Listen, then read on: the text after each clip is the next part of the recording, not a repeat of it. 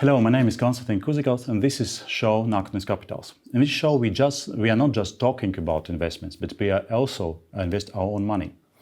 And today I would like to talk about Baltic Stock Exchange, because on November 7th, the third Baltic Capital Market Conference will be held at the center.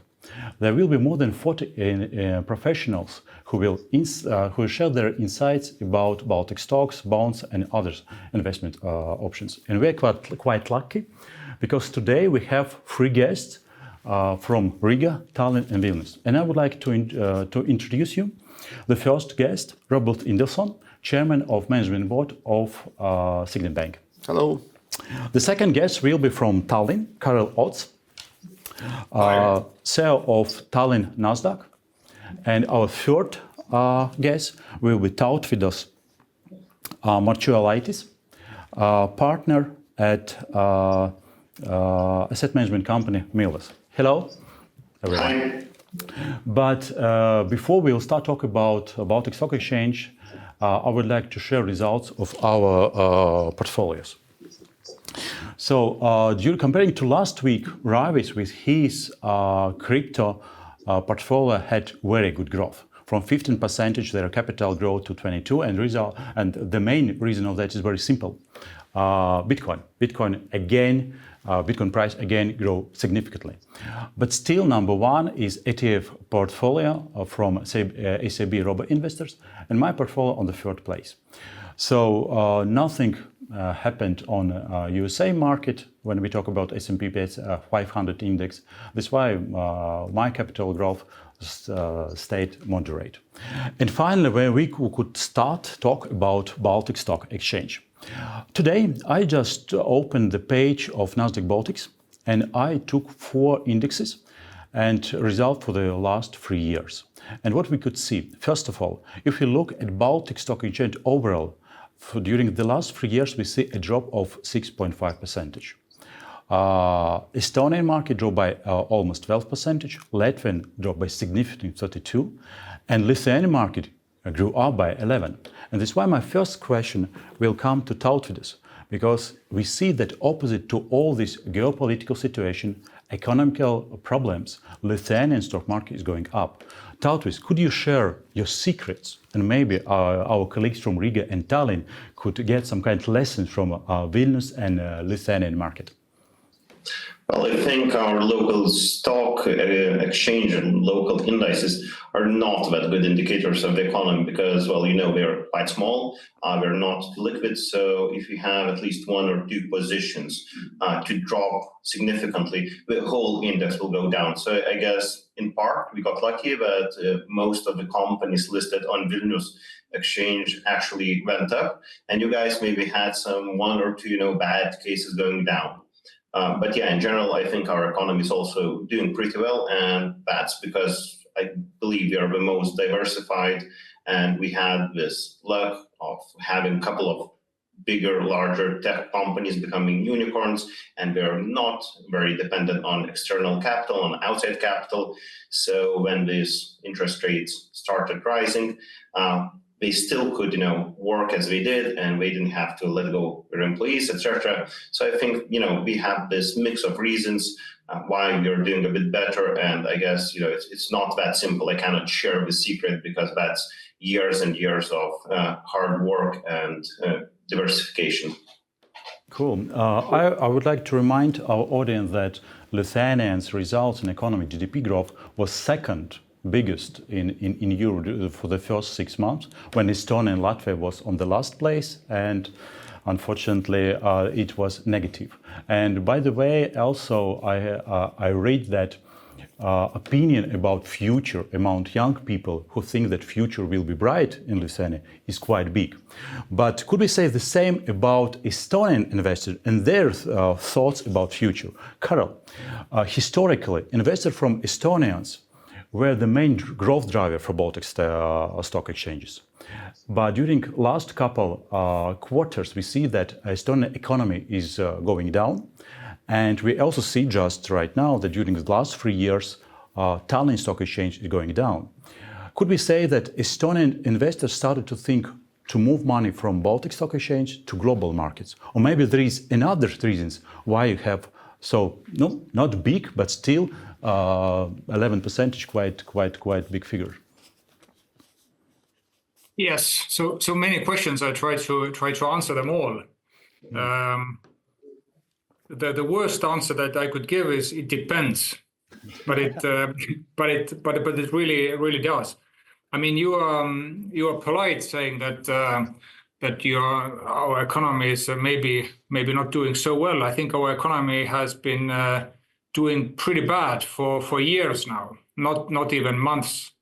And I don't want to go into politics because all the people are talking about it anyway. But I think the comparison between the three countries shows you that really the book smart of not raising taxes during the recession is maybe the right thing to do. And our government is doing quite the opposite. And I think this has fueled into the results that we are seeing in terms of economic growth. If we look at a more longer perspective, then I think we shouldn't be very pessimistic because I think all of the three Baltic countries have performed well. I think what we are seeing now is the GDP per capita is evening out. I think we are coming pretty close soon. Now about investors. Our investors, I mean Estonian investors, I would say they are still influencing most of the trading that's going on in the Baltic countries. It's still over 60%. It has been fluctuating a little bit. On better years, it has been 65 or even more. Now it's close to 60.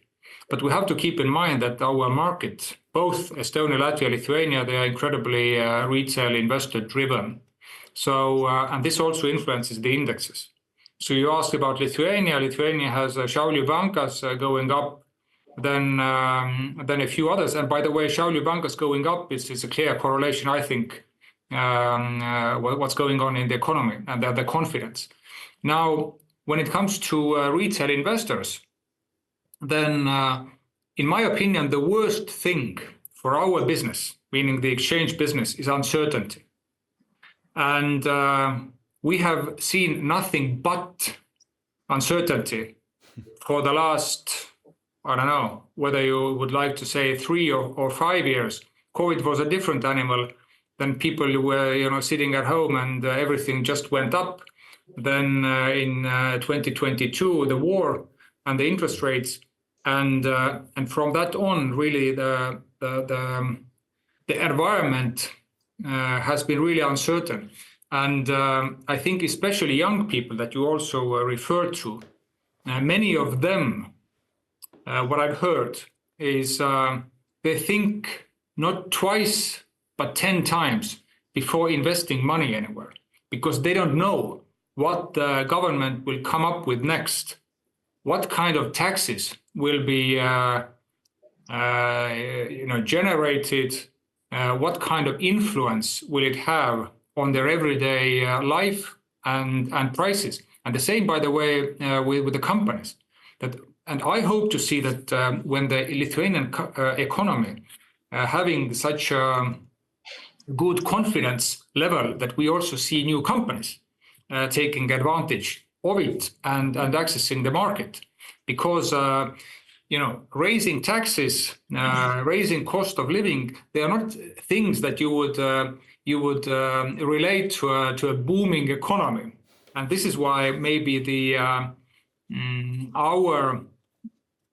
our index, our investor confidence, and also the confidence of the companies considering raising money through the stock exchange has been sluggish, to say the least. So sorry for the long answer, but I try to cover it from many angles. But it seems that we right now had two opposite opinions. One, all very optimistic from Vilnius, everything will be good because we are doing great, and one very pessimistic. So we are in the middle. So I don't mean to be sort of a bit pessimistic. I'm just saying that this is the current stage. If we look at the future, I mean, And now finally we came to the stock market that dropped and lost 1/3 part of its valuation. So, Robert, I have a question to you. From one side, we see on these figures minus 32%. It's almost disaster, to be honest. From another side, news, what Delfi published this year were very optimistic. We have very good bonds issues. So Grenadi Group, Blue Orange Bank, Delfin Group. All the time when we see that one of the Latvian companies have some kind of bond issue, we see that they collect much more and demands bigger than supply. Plus, just in October, we had historically biggest EPO on that market by Delfin Group. So how it could be? From one side, the best news this year. From another side, statistics shows like significant drop. Mm-hmm. Yes, I think that Latvia has made a huge positive movements in terms of bond issuance and development of the bond market. And there are really, the whole market has started a couple of years ago with just non-bank lenders financing themselves through bond placements on the local market. And it was the only bonds which were available for investors here in Latvia. But now we are talking about a wide range of companies, also from different sectors of the economy, which are raising money through bond placements. And I think this is a really, really great news for investors in our country, because we are able to benefit from this ample supply of debt instruments. And I think there are going to be more. There are going to be a couple of more placements in the remaining months of this year. And I'm sure that next year we're going to have more new companies coming to the market. So I think in terms of bond placements, we're doing quite well. In terms of, and also I have to note that there have been no cases of restructuring or defaults or problems with these issuers, because we see that in Estonia and also in Lithuania, there are some companies which are unable to. Not yet, and it could be in future? Or... Yeah, no, obviously the more issuers you have and the bigger market becomes, there are going to be inevitably some companies which will face difficulties. But my point is that I think the quality of the issuances in Latvia compared to Estonia and Lithuania, sorry my colleagues, but I think the quality is really, really good in Latvia so far. So that's from the bond perspective. From equity market perspective, the picture, of course, is completely different, because unlike in Lithuania and Estonia, we don't have really large companies listed on the stock exchange, which basically makes it difficult for smaller companies to make a decision to go to the market, because they think that if large companies are not using this route, then why should I be the first one doing it?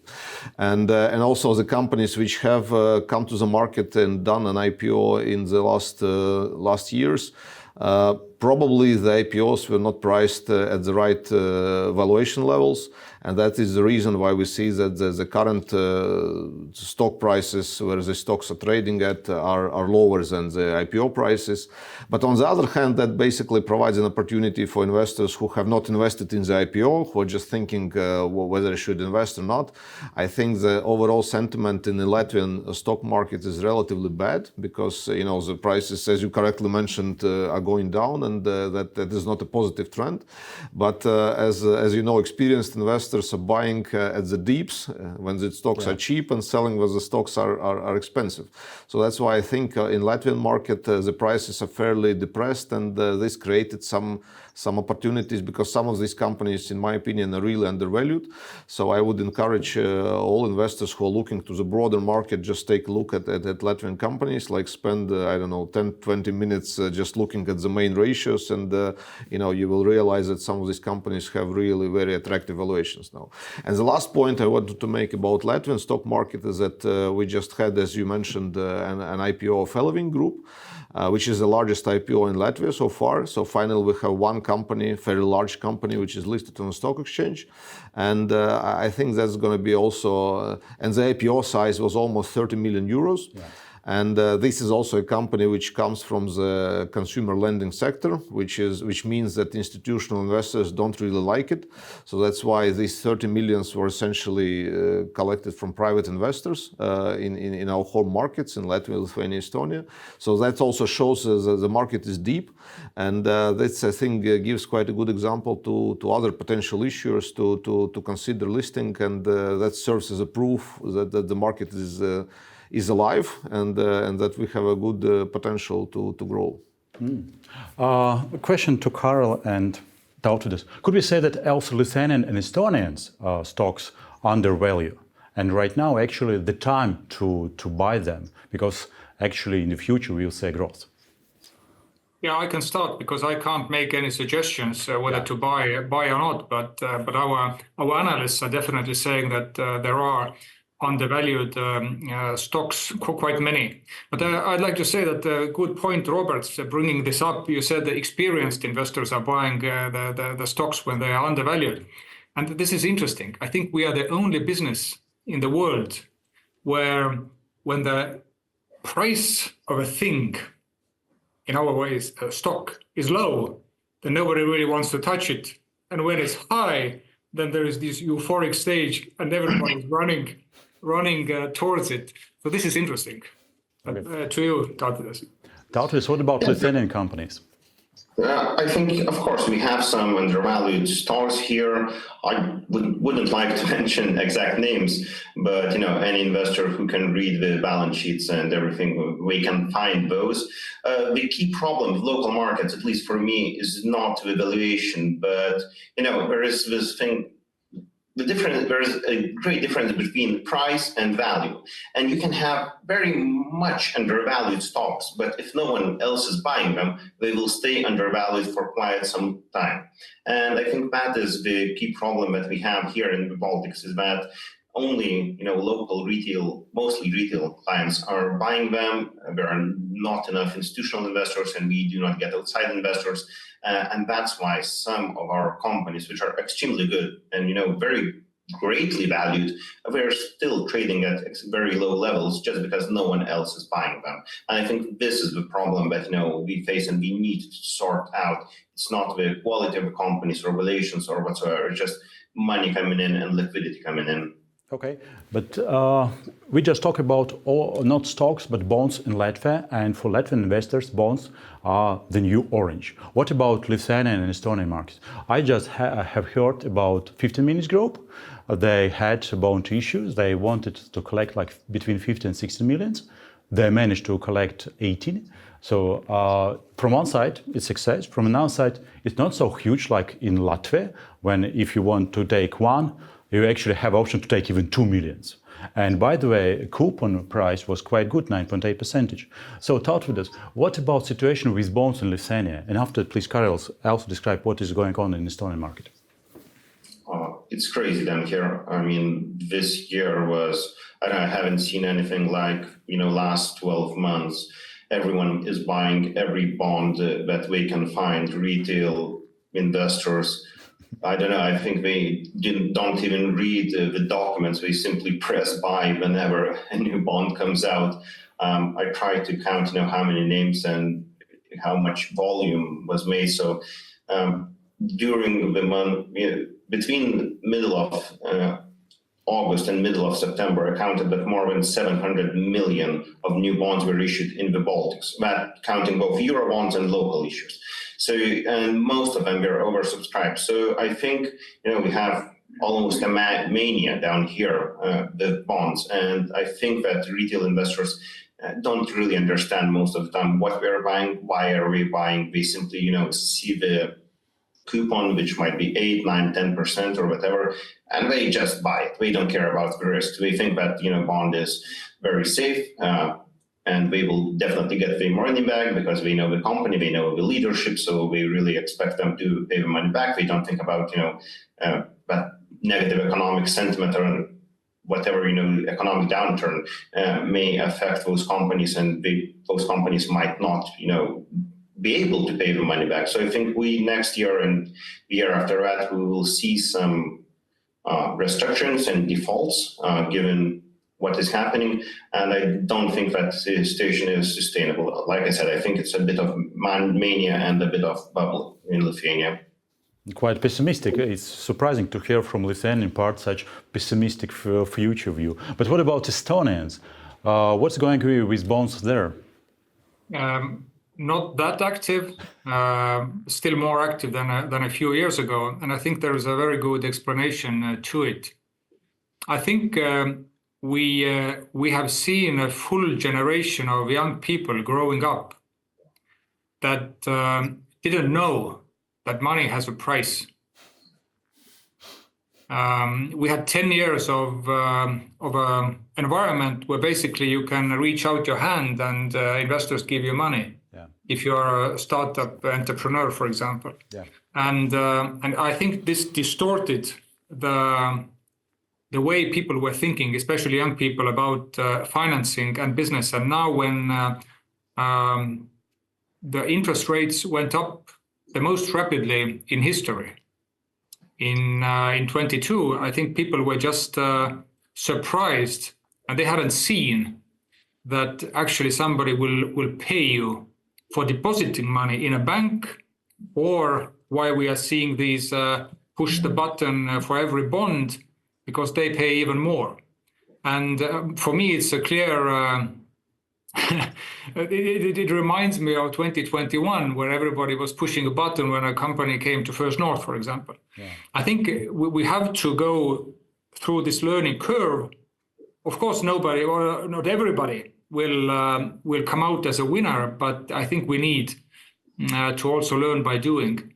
I think one of the reasons also why the Baltic, and now I'm generalizing a bit, but sorry for that, but I think in general the Baltic bond market has been pretty late to the show, if I can call it a show, is the reason that we are so bank lending based.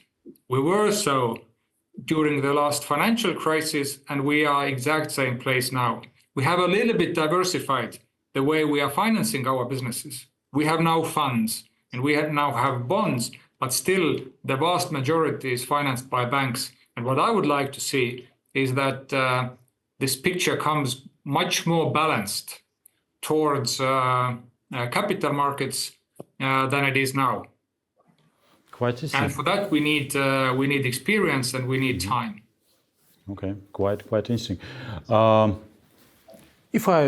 What would be your advice for a young investor who has just 15 euros, what he decided to invest each week, and using such strategy? What would be your advice and for investment exactly at Baltic Stock Exchange, anywhere in Riga, Tallinn, and Vilnius? And could we give him not only advice where to invest, but also some kind of advice what not to do? Robert, but let's start with you this time. Advice for young investors, what to do? 15 euros per week? 50 per week. 50 euros this per is week. like in our show, and by the way, during okay. 3 years, we already have capital of 10,000. Yeah, no, I agree. The regular investment is the best thing you can do, but obviously it's basically not only the question of particular amount of money, but how big portion of your wealth it is, and what is the stage of your about of common your life. retailers. Yeah, so if it's a young guy just working like a regular guy working. He started with 50 euros per week. What should and he decided I would support Baltic economy. What to do and what not to do, because at that moment I understand to invest into Latvian bonds and do not invest into Lithuanian bonds. But this it's like stupid. No, but I will not give any specific advices, of course, about the particular companies. But I think what I would be doing, I would anytime I need to invest, I would take a look at the companies which stocks are traded on the stock exchange. I would personally look for the companies which have low PE valuations, which preferably are paying some dividends, so dividend paying stocks, and I would just make allocations to like couple of these type of companies. Because with 50 euros, it's Baltic Stock Exchange is quite affordable. Yeah, of course. I mean, and there are banks who are not charging fees, so the transaction costs are low. So that's why I think, and also what I would also advise to do is to take a look if the company you're looking at, which has a low PE ratio, for example, how is it compared, the valuation, how is it compared to US peers or maybe German peers, meaning that, if there is a company in Latvia trading at a certain valuation, and then there is a similar company in the United States, just to make sure that Latvian company is cheaper, because I think usually this will be the case. So that's why I would select a couple of these companies, and then I would also go for some of these public bonds, because I think in current environment bond investments are very lucrative, because for example, if you buy bond with 10% coupon, fixed coupon for like 2-3 years, and we see that Euribor and Euro interest rates are going down, so there is an expectation that in December there is going to be another cut, possibly even by 0.5%, and there probably are going to be some more cuts going forward. So I think that when the interest rates are going down, then obviously the bond prices are going up because of the fixed coupon. So that's why I think that way you can make not only 10% but maybe 12-13% over the course of next 12 months. To do. Yeah, so that's why. But I would basically invest both in bonds and equities, because I think both segments are attractive right now, and the fact that Latvian stock index is like 30% down over the last 12 months makes it fairly unique, maybe buying opportunity, globally, because all the other indices are much higher, Okay. And talk with us, what would be your two advices? One of them, what to do, and another, what not to do in Baltic Stock Exchange.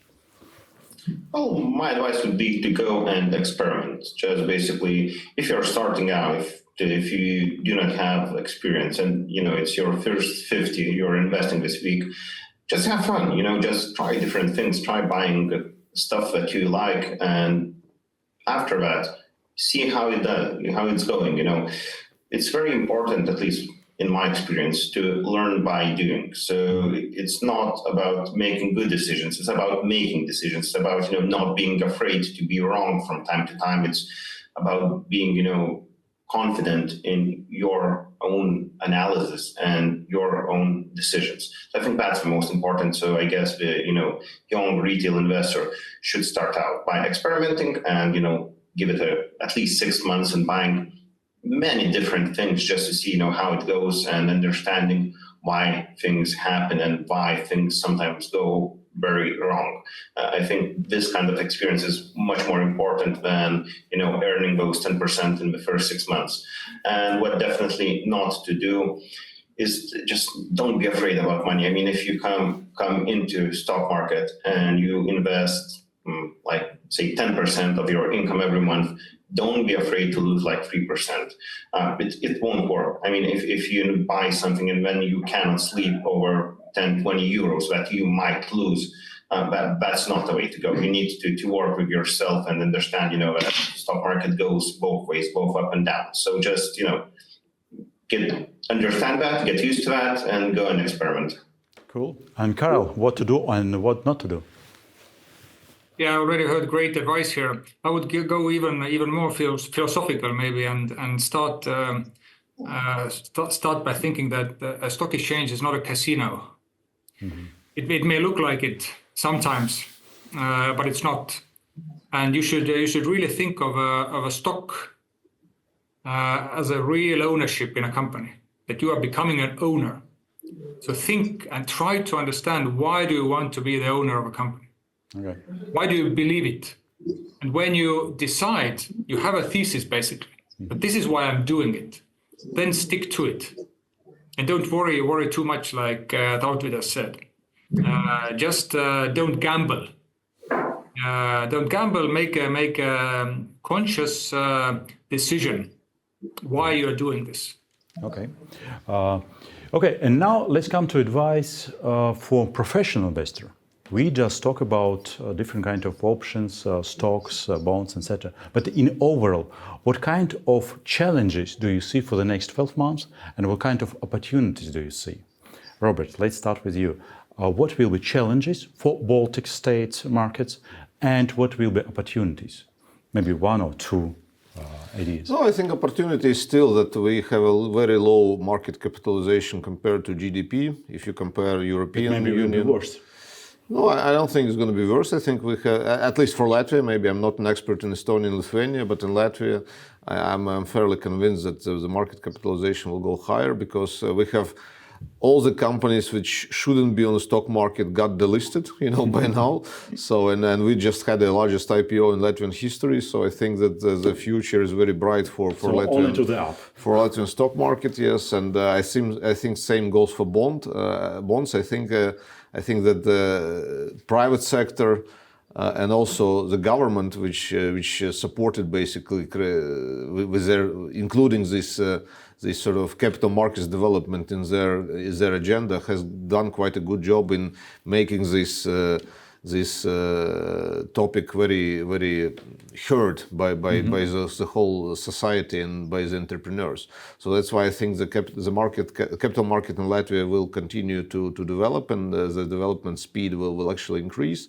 I think also what is very important that we talk about taxes now, and then taxes is a very important element in making investment decisions. But I think Latvia stands out with this regime of investment account, which is a great regime, I think, for every investor who wants to start investing, using this opportunity not to pay taxes on the profits which are made and just being reinvested and, earning these cumulative profits is a huge advantage. So I think that for all the local investors, private investors, that's something which need to be taken into account.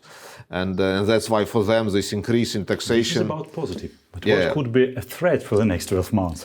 No threat, obviously. We're living in a dangerous world, and we already discussed that last 5 years was a constant surprises like COVID, inflation shock, interest rate increase, war in Ukraine. So I think obviously there can be further surprises, from that front. We're going to have U.S. elections in 1 week, and this might bring some, changes into geopolitical situation. And I think if Mr. Trump is elected, we're going to have some very turbulent times on the markets as well, and then maybe some change of rhetoric, and then many interesting things to digest. So the Middle Eastern conflict is not going away. So I think geopolitical situation is still there and can provide additional surprises. But if you take a look at the economy where we are, I think it's okay, and I don't think that unless something major happens in the geopolitical front, I don't think we'll have a lot of surprises actually. Okay. Tautis, could you add something about possibilities on Baltic Stock Exchange market and threats in next 12 months? Well, I mainly trade and invest in bonds, so I'll give my perspective from that side. So I think the main threat will be the refinancing station. We have quite a lot of bonds which will need to be refinanced within next 24 months, so that's including next 12 months. I think some of them will really struggle, and that might deteriorate the confidence in the local market and cause some ripple effects. So that's the key threat, I think. Also, of course, at least in Lithuania, we had elections, and now we might have extremely strange government, and that might cause some other issues. But I hope that they won't do too much in the next 12 months.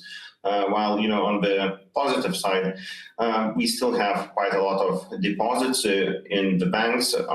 Interest rates are going down, so it means that all the retail investors will have more money to spend both in real economy and in financial markets. So I hope that the influx of that money and just feeling better that you don't have to pay that much for your mortgage might provide additional capital into the local markets and might, create some positive effects both for refinancing companies and for newcomers, etc. Okay, Karol, do you have anything to add? Yes, I think people in general are social animals, and they tend to move in packs or herds. Yeah. Especially in the financial market. So I think what we need is some kind of a positive momentum that moves these people. Usually, looking at history, this positive momentum has started from the United States. Then there is around 6-month lag. It reaches Europe, and then sometimes it reaches the Baltic countries. I'm oversimplifying, of course, but But what we need is, we are not alone in the world. What we need is our export partners, our friends doing well. And this means that also our companies will perform. This will generate into a more positive confidence level. And so it also picks up from the exchange. And what to be worried about is the thing that I started about, this uncertainty, that this uncertainty continues. And this just means that our companies in general are strong, they will survive.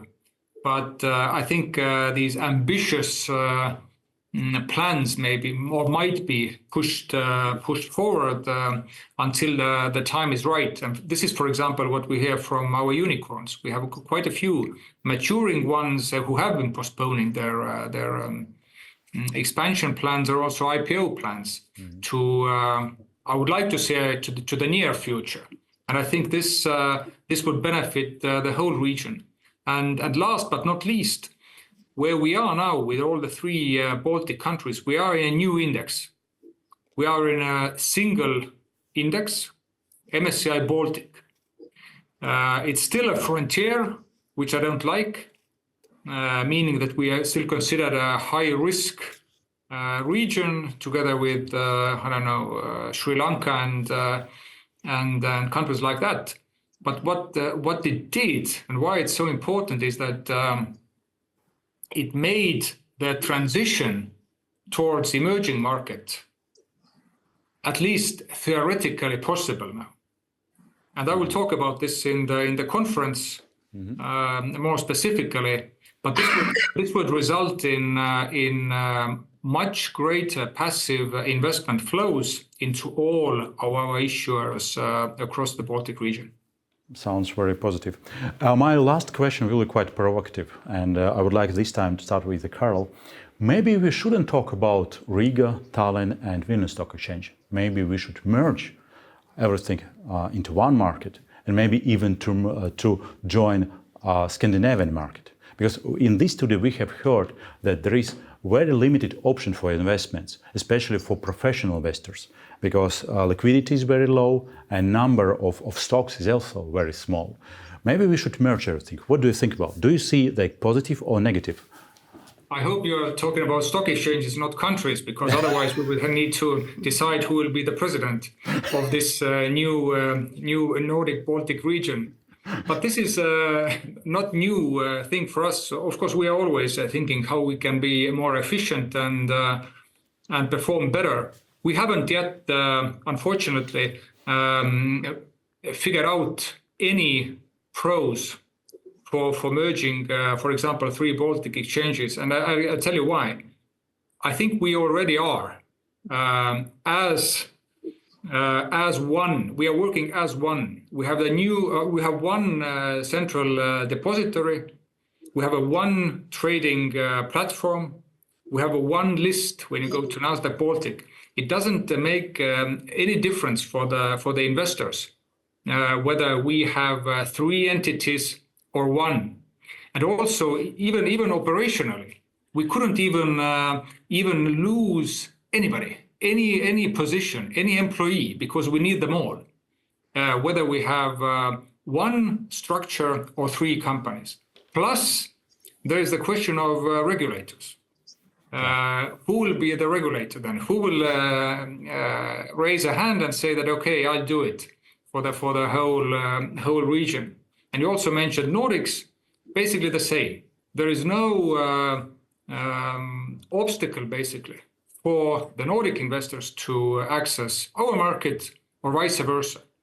So I think from purely marketing perspective, the way that Nasdaq Nordic is sometimes advertising themselves, but they are still operating Helsinki, Stockholm, Copenhagen, Iceland. I think we should always think when it's useful for our region to wear the Baltic hat and when it's better to be local, because the companies will go where they are known best. A Latvian company will go to Riga, a Lithuanian company will list in Vilnius, and an Estonian company will list in Tallinn. If that's too small, then they will probably do a list somewhere else. Okay, I think that we should postpone this idea till we finish Rail Baltic project, because this will be the first Good idea. our option to finish something common. Okay, thank you, Karel. Thank you, Tautvydas. Thank you, Robert, for joining me today. And I would like to remind our viewers that you can visit our experts personally on 7 November at ATA Center during Baltic Capital Market Conference. See you there and see you next week in this show. Thank you. Goodbye. Thank you.